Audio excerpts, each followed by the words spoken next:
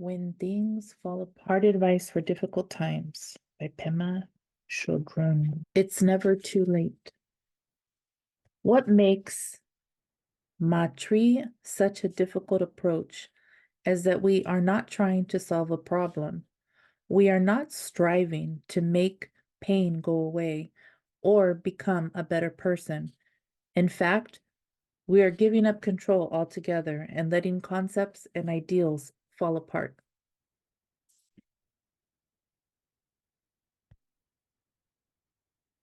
I get many letters from the worst person in the world. Sometimes the worst person is getting older and feels he has wasted his life. Sometimes she is a suicidal teenager reaching out for help. The people who give themselves such a hard time come in all ages, shapes, and colors. The thing they have in common is that they have no loving kindness for themselves. Recently, I was talking with a man I've known for a long time. I've always considered him to be shy, good-hearted person who spends more time than most helping other people. On this day, he was completely despondent and feeling like a hopeless case. Intending to be fascist, fascist, how do you say this word?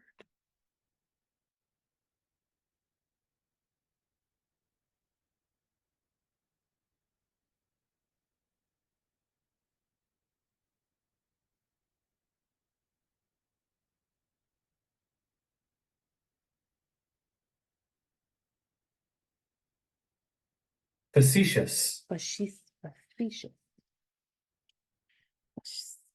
Facetious. Wait, no, facetious. Facetious. Facetious. Facetious. On this day, he was completely despondent and feeling like a hopeless case. Intending to be facetious, I asked him, "Well, don't you think that somewhere on the planet there might be someone worse than you?" He answered with heartbreaking honesty, "No. If you want to know what I really feel, it's that there's no one as bad as me." It made me think of Gary Larson cartoon I once saw. Two women are standing behind their locked door, peeking out of the window at a monster standing at their doorstep. One of the ladies is saying, "Calm down, Edna. Yes, it is a giant, hideous insect, but it may be a giant, hideous insect in need of help." The most difficult times for many of us are the ones we give ourselves. Yet it's never too late or too early to practice loving kindness. It's as if we had a terminal disease, but might live for quite a while. Not knowing how much time we have left, we might begin to think it is important to make friends with ourselves and others in the remaining hours, months, or years. It is said that we can't attain enlightenment, let alone feel contentment and joy, without seeing who we are and what we do, without seeing our patterns and our habits. This is called matri, developing loving kindness and an unconditional friendship with ourselves. People sometimes confuse this process with self-improvement or building themselves up. We can get so caught up in being good to ourselves that we don't pay any attention at all to the impact that we're having on others. We might erroneously believe that matri is a way to find happiness that lasts. As advertisements so seductively promise, we could feel great for the rest of our lives. It's not that we ourselves, it's not that we pat ourselves on the back and say, "You're the greatest," or "Don't worry, sweetheart, everything is going to be fine." Rather, it's a process by which self-deception becomes so skillfully and compassionately exposed that there's no mask that can hide us anymore. What makes Matri such a different approach is that we are not trying to solve a problem. We are not striving to make pain go away or to become a better person. In fact, we are giving up control altogether and letting concepts and ideals fall apart. This starts with realizing that whatever occurs is neither the beginning nor the end.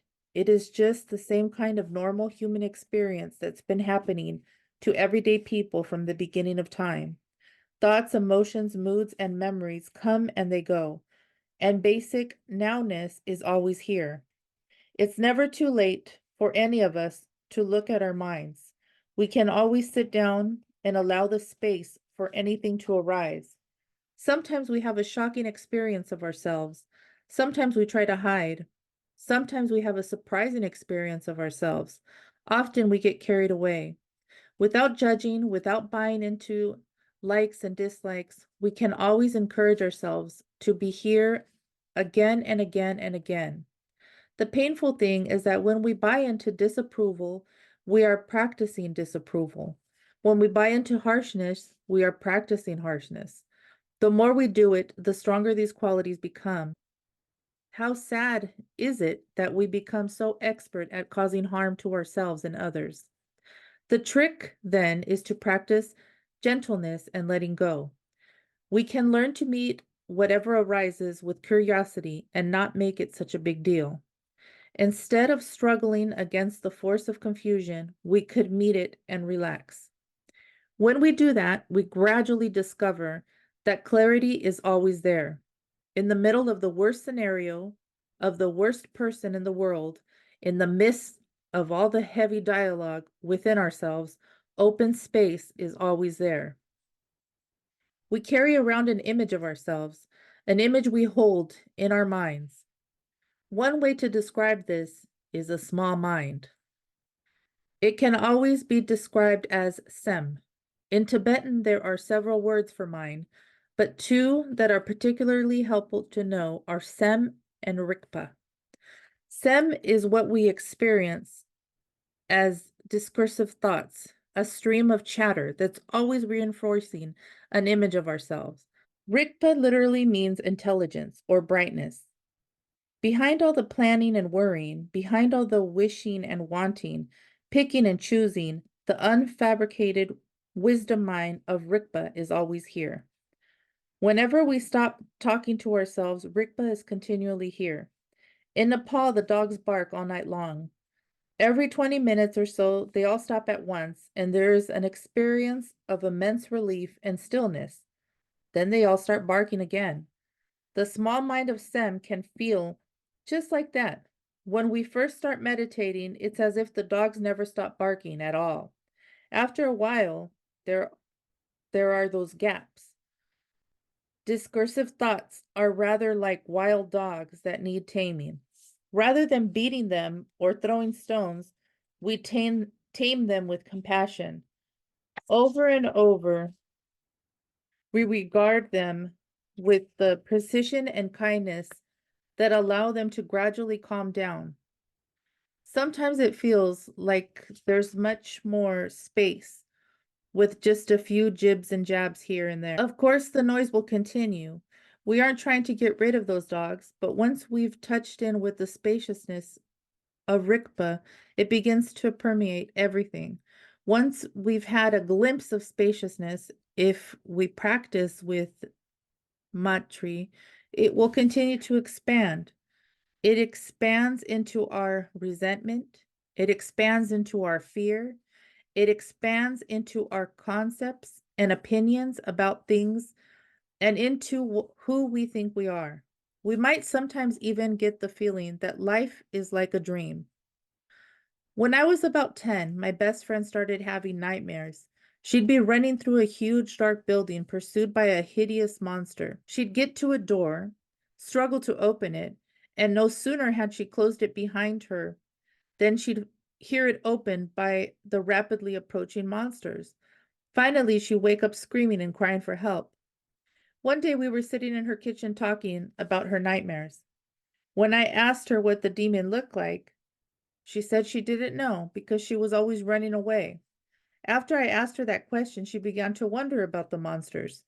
She wondered if any of them looked like witches and if any of them had knives. So the next occurrence of the nightmare, just as the demons began to approach to pursue her, she stopped running and turned around.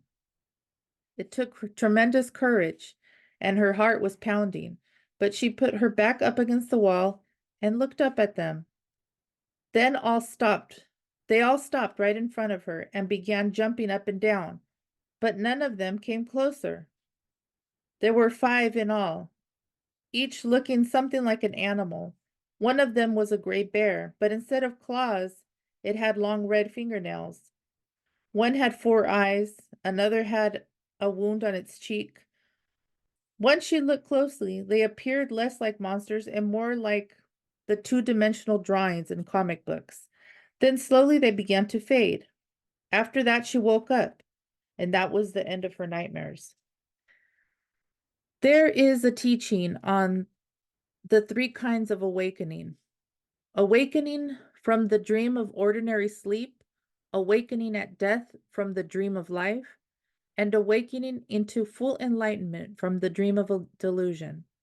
These teachings say that when we die, we experience it as waking up from a very long dream. When I heard this teaching, I remembered my friend's nightmare. It stuck me right then that if all this really is a dream, I might as well spend it trying to look at what scares me instead of running away.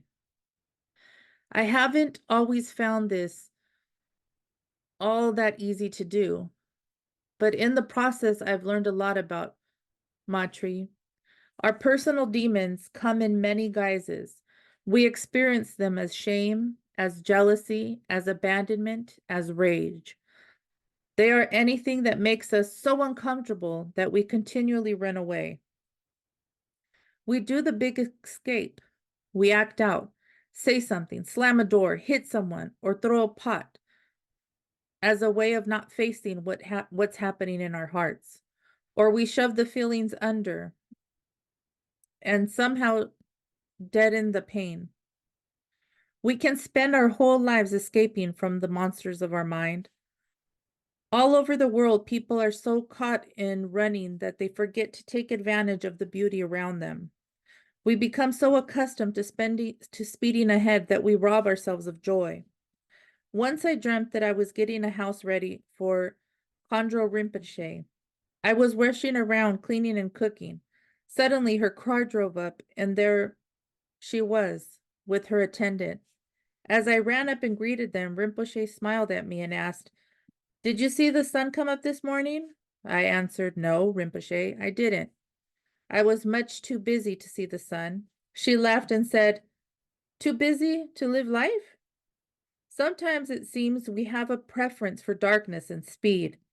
We can protest and complain and hold a grudge for 1,000 years, but in the midst of the bitterness and resentment, we have a glimpse of the possibility of Matri.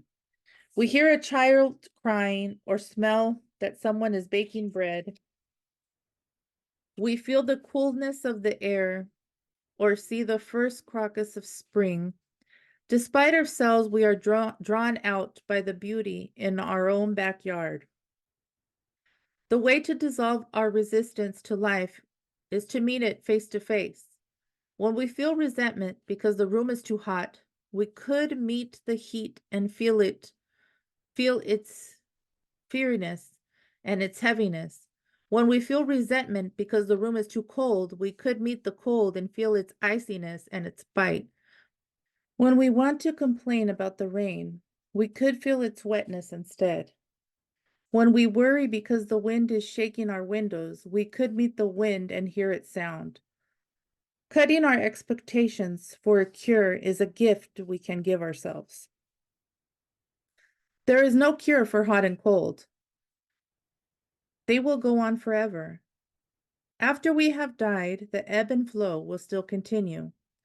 Like the tides of the sea, like day and night. This is the nature of things. Being able to appreciate, being able to look closely, being able to open our minds. This is the core of Matri. When the rivers and air are polluted, when families and nations are at war, when homeless wanderers fill the highways, there are traditional signs of a dark age. Another is that people become poisoned by self-doubt and become cowards.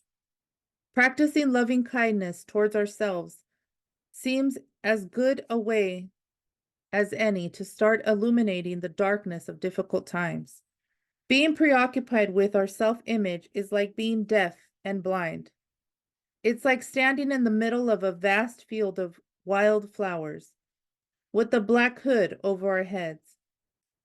It's like coming upon a tree of singing birds while wearing earplugs. There's so much resentment and so much resistance to life in all nations.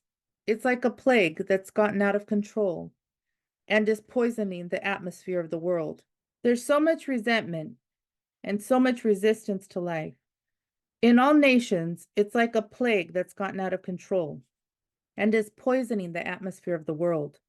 At this point, it might be wise to wonder about these things and begin to get the knack of loving kindness.